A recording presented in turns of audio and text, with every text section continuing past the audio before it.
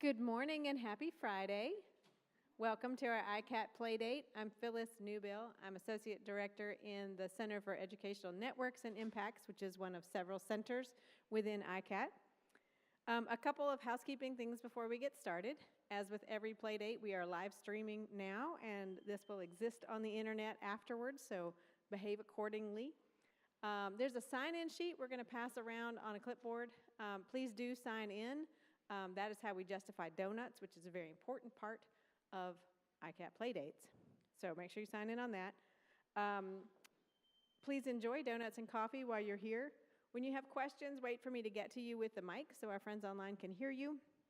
If you're online, I hope you'll ask questions using the questions link somewhere near your screen there.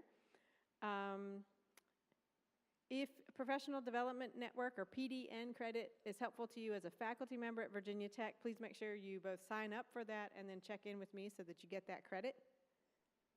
And in terms of announcements this week, there is a CUBE and ICAT Studios open house next Wednesday afternoon. So I hope that you all will come by and see the CUBE and the other studios if you have not done that before. Actually, for that matter, even if you have. Hope you'll be there. This morning, we're going to go back in time to COVID. I really love this project. I got to see it when it was installed in the Cube, and the team is going to tell you all about it. But I really appreciated. I'm just going to give a quick reflection, so just to get you all started. I really appreciated how the COVID Comics Cube both talked about the challenges of COVID, which we all think about kind of all the time, but also there's some like poignant, sweet things in there too, and I appreciated that little bit of nostalgia even for that. Okay, so that's a little deep to get us started, but I'm going to turn it over to Emmy Waldron to get us started and introduce the team. Emmy. Hello. So COVID Comics Cubed, our project was inspired by the flood of comics that were surprisingly made and circulated around the world online by professionals and amateurs during the COVID-19 pandemic. And our project wanted to explore, which also involved recreating elements of the pandemic every day in order to figure out kind of how comics art was functioning during the pandemic, what sorts of things people were using comics for. Yeah, so I'm Doug Bowman. Before we get into kind of what the project was and how we created it, I wanted to talk a little bit about our team. So like all ICAT-funded projects, we're a transdisciplinary team, and I think this team really exemplifies that. So we're from 3 different departments or schools and 3 different colleges. Emmy is from English, Rachel from the School of Visual Arts, I'm from computer science. And you can see here there's this really nice overlap that brings us together in kind of an unexpected way. So Emmy and Rachel together, their interests kind of overlap in this area of graphic medicine. Rachel and I overlap in the area of user experience design, and Emmy and I overlap in the area of storytelling. And then we were able to recruit several other really great folks to work with us on this project. So we have here Matthew Gallagher, who is an undergraduate student who worked on the development of the XR experience. Over here is Levi, who's a student in School of Visual Arts, who worked on all the art assets for the project. And then we were able to recruit a professional artist, Kay, who is a comics artist who created original content for our exhibition.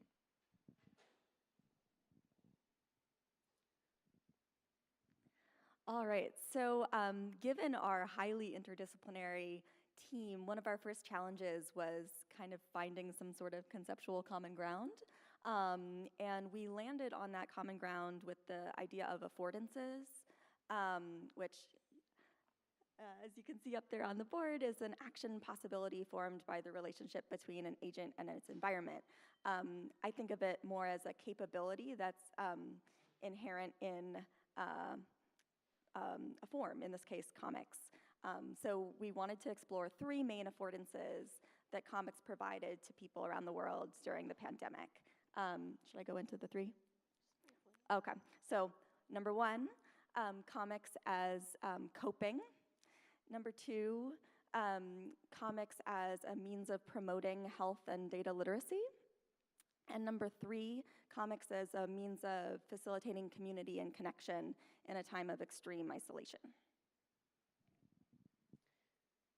So actually one of the first things that we decided to do was we started to look at the user experience of how we wanted somebody to move through the cube. And so we knew that we wanted to have some physical screens that were gonna have comics on them, and we decided that that would be a series of 3 physical screens, 2 of which would be 2-sided, and about half of the cube would be filled with the physical screens, and then the other half would be filled with the XR experience.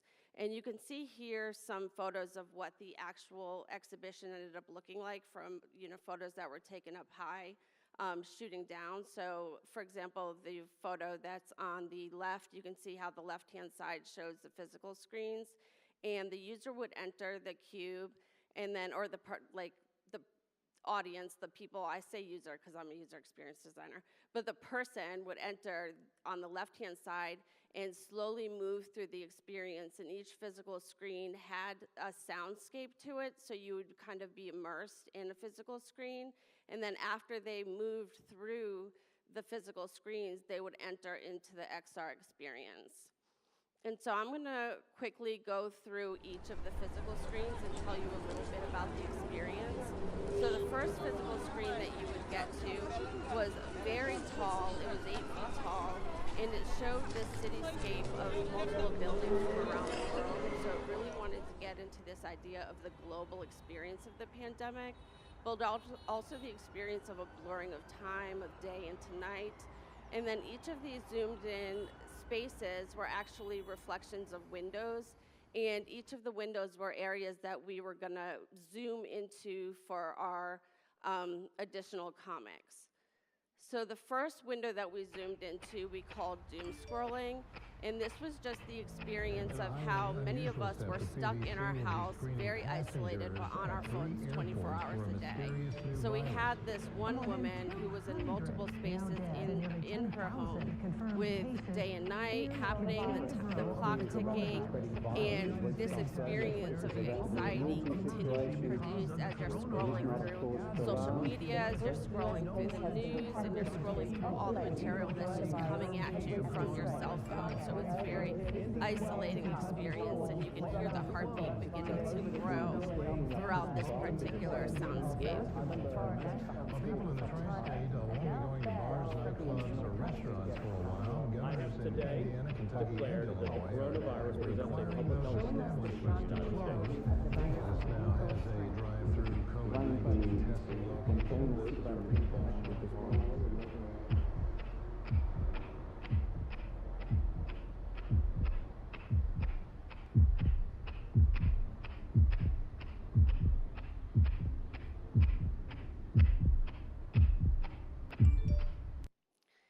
And then for the next screen, we started to explore what it was like in that moment when people began to get outside. And so this particular scene showed a jogger who started to get outside, still fully masked, but what was it like when we didn't know how close we were allowed to get to people? So the jogger was at a park, coming into contact with another person who seemed to be angry. And so they began with this influx of multiple thoughts, like how close can I get? Do I need to go around this person? What's the approachability? How many feet away do I need to be? And so it was just this experience of multiple thoughts that flood into our head that were really like full with stress and anxiety during the time of the pandemic, even when we were in outdoor spaces.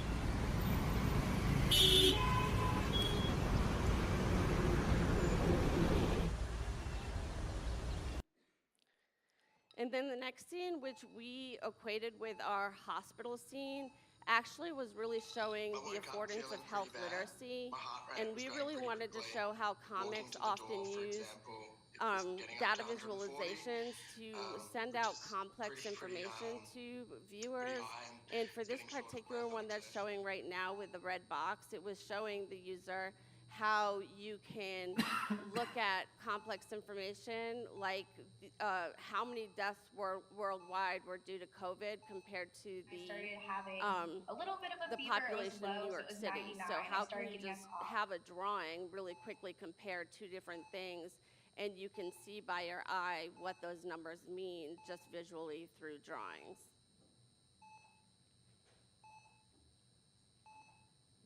In some senses, our Nobody is allowed to come in project and make was sure a tightrope your walk family member between feels safe and recreating comfortable. an That's our experience or giving users a journey, and then stepping back and providing a sort of map of that journey. So the first two screens were much more about recreating the I remember the night before the affectively hospital, I was over there saturated and signing over uncomfortable beneficiary experiences of being information for in the my pandemic. sister and my mom. This And so that was just third one screen of the stepped hardest back and parts, sort of is trying to provided make. more of a map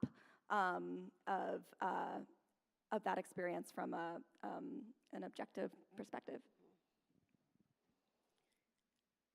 And then our final screen is what we call Drawing Together, and it was actually coming out of this actual event that happened, or this series of events that happened by this group called the Graphic Medicine Collective, where they knew a lot of comics artists were feeling that sense of isolation, locked up in their homes, and so they began to have a series of events where people got online and drew together, where they created comics when they were online together. And I think Emmy can actually talk about this a little bit better than I can. Did I explain that well enough?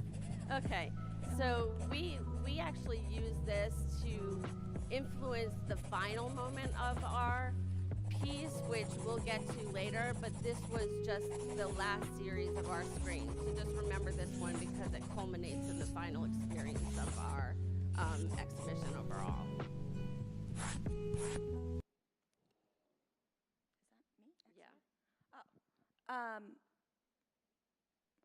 Okay.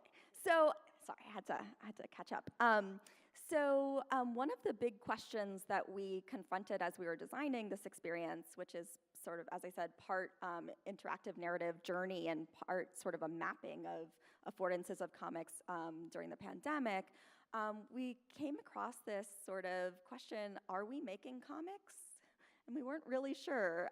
One of the things that characterized comics in the theoretical literature is this idea that it's a participatory medium, because the reader has to fill in the gaps, literally, between the panels and synthesize these two tracks of the visual and the verbal, the image and the text.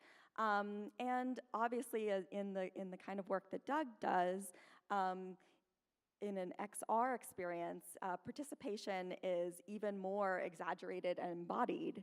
And so in some sense, and this goes back to the title of our experience, COVID Comics Cubed, we were sort of amping up or increasing the power of the participatory comics experience by taking it off the page and into three-dimensional space. But yeah, we weren't sure what exactly it is that we were making. Right, so to try to explore that, we wanted to create this XR experience. And if you don't know what XR is extended reality, encompasses virtual reality, augmented reality, mixed reality. So we wanted to create this immersive, interactive, visceral sort of experience that re-explored the themes that were presented on those physical screens. And just one side note before I go on, wanted to make sure to mention that we had great support from ICAT and all of the staff during this, especially on setting up that physical screen side of the experience. So people like David and Tanner and Gustavo and Brandon were all integral in making sure that our vision came to life there. But on the XR experience, we used the MetaQuest 3 as a headset, and we had this one continuous experience that took you through 3 scenes that revisited 3 of those screens from previously. So I'm not going to go into details of all of them, but here you can see little clips of the 3 scenes, not shown in the cube, but from our testing in the lab. The first one was a recap of that doom-scrolling scene, and so we had a phone, a virtual phone floating in front of you in space. If you tried to turn away from it, it would follow you, so you couldn't get away from it. and you were instructed to swipe through all these comics and news items and tweets and so on that would appear on the phone. And as you did, they wouldn't go away, but instead they would just float in space around you like a fog. And the more you swiped, the more overwhelming it became to try to recreate kind of this sense of the doom that comes from doom scrolling, especially during COVID. The second one was a recap of the park experience with the jogger. And so now you're playing the role of the jogger, and you're walking physically through this virtual park on the path. There's someone else that comes the other way, and there's this narrow opening, and you have to decide how you're going to get past this person without violating the 6-foot boundary. And so we actually, virtually represented that 6-foot boundary, and it would change colors and show you how far away you were. And eventually this person would get angry and just move out of the way. But we had many people kind of react very strongly to this scene, and some people really tried to break it by running the other way around the trees, and we had to catch them, make sure they didn't hurt themselves before they ran into the wall. That's right. And then the third scene in the XR experience was back on this concept of data visualization through comics. And here we had some actual data on hospitalizations, right? No, deaths in different countries around the world over time. So there was a globe, and you could spin that globe with your finger and touch a country. When you touched a country, you would get this animated graph that would appear. And a great soundscape that went along with this that Matthew designed, where the amount of coughing that you heard was reflective of the height of the graph, the number of deaths at that time in that country. And so I wanted to give Matthew a chance just to talk for just a minute about, no. I think you covered it perfectly. Okay, great. He doesn't want to talk, but he did an amazing job. This experience was almost solely due to his hard work. I think the next thing. So that pretty much sums up what we wanted to share. Oh, no, there's one last thing. Yeah. So one last thing we wanted to share. Okay, so after this extremely immersive and high-tech walkthrough with the headsets, we invited our participants to unplug. We sat around a table. We had some note cards and some drawing and reflecting prompts. There were 2 buckets. There was a bucket of situations, pandemic-era situations, and a bucket of characters, pandemic characters like the anti-vaxxer and the, who else were there? Oh, there was a professor. The person at the hospital, a grandmother, a grandchild, so on and so forth. And participants were invited to select one note card from each bucket and then create a quick cartoon putting that character in that pandemic era situation. And this whiteboard is an archive that we produced of all of these cartoons. Now we are on to our questions.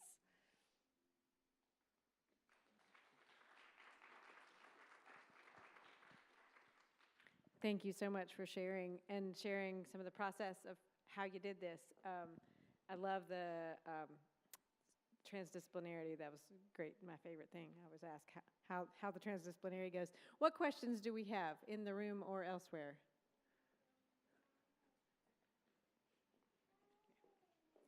Hi there, my name is Damon. I'm an undergraduate student in creative technologies, transferring here from my first semester at Virginia Tech. And my question is directed towards the support roles that you had with some of your undergrads. I'm kind of curious about what their role was in the project, maybe if they could estimate how much time they spent working in the project, and what programs of study they're from. I'm sorry if I missed that. Thank you.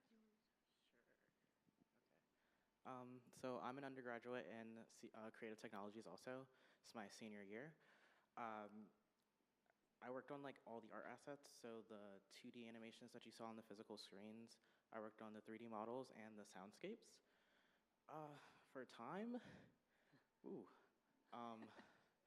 I was on the project from the beginning, basically, and it was pretty slow at first.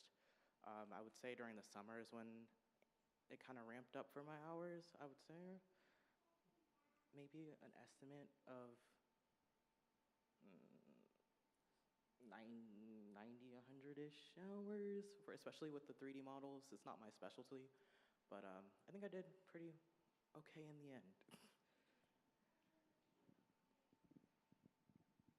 Hello, I'm Matthew Gallagher. I'm also the undergraduate responsible for the majority of the XR experience.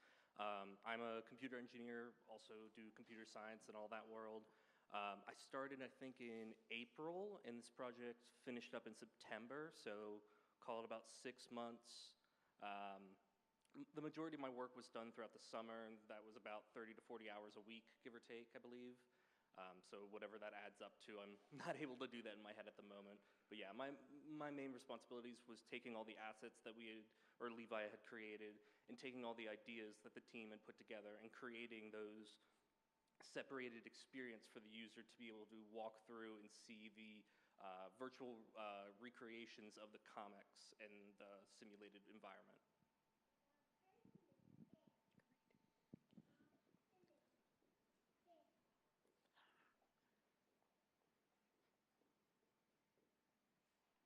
Hi, thank you all so much. Again, a great project, and was happy to help you all with this. The pandemic was such a both simultaneously shared experience and also a very personal experience for everybody, and I think that you all kind of nailed that as far as reflecting it. I was interested in what kind of feedback you all got from people who went through as far as reflecting on the pandemic experience. I mean, and as it relates to your goals for comics and connecting people.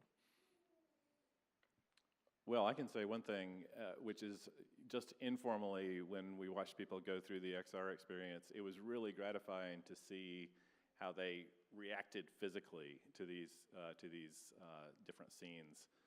So the doom scrolling one, and in particular the one in the park, where people treated this virtual character, which was obviously not real, as if it were really real, and they said afterwards, like, that took me back, 3 years ago, and I didn't like it, but I guess that's what we wanted, was to remind them of what that felt like. So that was a great reaction to hear. I forced my undergraduate students, all 160 of them, to go through the experience. So I did get a lot of feedback from them. Most really enjoyed it, as much as you can enjoy reliving your pandemic experience. I think one of the pieces of constructive feedback that we received from the student write-ups had to do with this question that we were sort of confronting ourselves about what exactly it is that we were making. I mean, were we making an exhibition about comics, or were we making a comic? And I think some of the students wanted some more clarity on that point, and I think they're absolutely right to ask that. I don't think it's a failing of our exhibition, but I think we, as a team, need to think more about sort of how we're positioning our narrative, visual, verbal, immersive experience in relation to the comics that we're highlighting.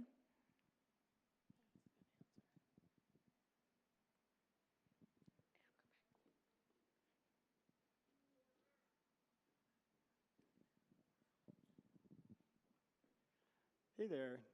I love your project. I also really liked the graphic that showed the entire population of New York City and then the total number of COVID deaths. I feel like that really puts things in perspective. Another thing that I was thinking about during the pandemic was, oddly enough, like 9/11. Like 2,997 people died during 9/11, but at the height of the pandemic, it was as if 9/11 was happening every single day for like weeks on end. But again, a lot of people didn't seem to be taking it very seriously.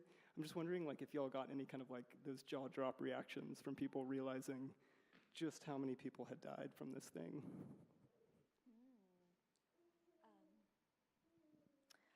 I didn't see any jaws drop necessarily, but I think that you are not alone in having a deeply effective response to those visualizations. We didn't even talk about her. Our commissioned cartoonist, Kay Soini, who interestingly had participated in some of the graphic medicine collective's drawing together experiences, but she also did all the commissioned images for our physical screens. And she is just brilliant when it comes to finding ways to visualize complex information using word and image. So she came up with those 3 visualizations: the mortality with New York City, the Black Death versus the pandemic, and what was the last one?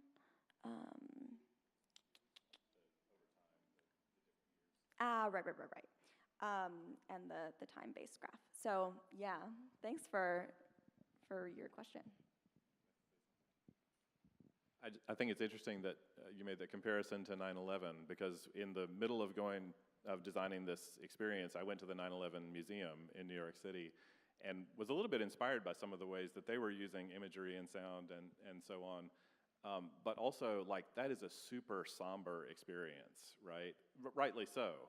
And I think the experience that we created is not quite as somber, and we hit some positive points as well. But that kind of makes your point about, you know, the comparison of the two. So just an interesting coincidence. Hi, I also loved your project, and I thought it was so well coordinated in terms of the experience, the way we walk through, and the images we see. And I was wondering if you all could comment on, in an image, for instance, on one of your first slides, I saw buildings and people. What was the role of the artist and the graphic designer? How was that image composed with the different roles that people had? Thank you. So I think your question is, how did we all work together as a team? So it's really interesting because I think that it took us a long time to figure out what we were doing. We were kind of stuck on the conception of how we were actually going to move through the cube in the beginning, because there's so many possibilities of what you can do in the cube. It's completely like unlimited opportunities. And then when we actually got into the idea conception phase, it was extremely collaborative. So Kay was part of our idea conception phase, and we had all of us basically sit together and collaborate in terms of creating what was going to go on each piece. And so we each had a voice in there, and it was extremely collaborative. So we all put in our pieces. I know I was like a big note taker and then a reflector, because that's kind of how I process information. But we all just basically collaborated and did brainstorming phases to get to each stage and how it would influence the next stage. Do you want to add to that? Yeah, I mean, in getting into some of the nitty-gritty of that image that you mentioned with the buildings, and this is a great example of like some of my very conceptual thought streams then becoming realized and tethered down by design thinking and practical wisdom. So I was thinking about the ways that panels in comics can function as windows onto other worlds. And so from that sort of more abstract analogy of the panel as a window, we landed on this panoramic view of buildings from around the world, roughly moving from day to night, and a series of panels that would become the basis of the subsequent screens were linked by a narrow line to a window in one of the buildings. And so the idea was, the experience was zooming in through a panel window into these various pandemic experiences of people around the world.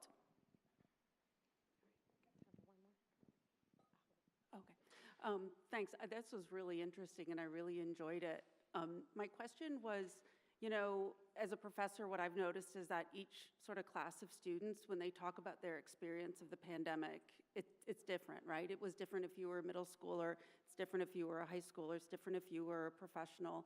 So there's all of these different age demographics, and I was wondering if did you have in mind, like, what was the lens? Who was the person who was, who was that generic person who we all became, in that experience? Or was it intentionally sort of nobody? Was it urban? Was it rural? Was it, I guess I'm just kind of curious how I saw a lot of universality in what you were doing, but I'm also wondering, each of us has our own lens through which we experience. Those days sitting on my couch, some of them were actually quite relaxing for me when I wasn't doom scrolling, and I look fondly back at those days. So I guess I'm just wondering what your perspective was when you were working this out. Thank you.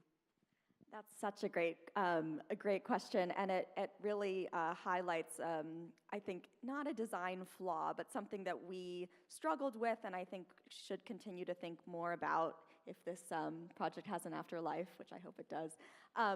But the question of whether the user was a universal user, which is a total illusion of phantom, and sort of striking that balance between presenting a generalizable experience, a global experience, and respecting the sort of specificity of that subjective lens that everyone took through their own pandemic journeys.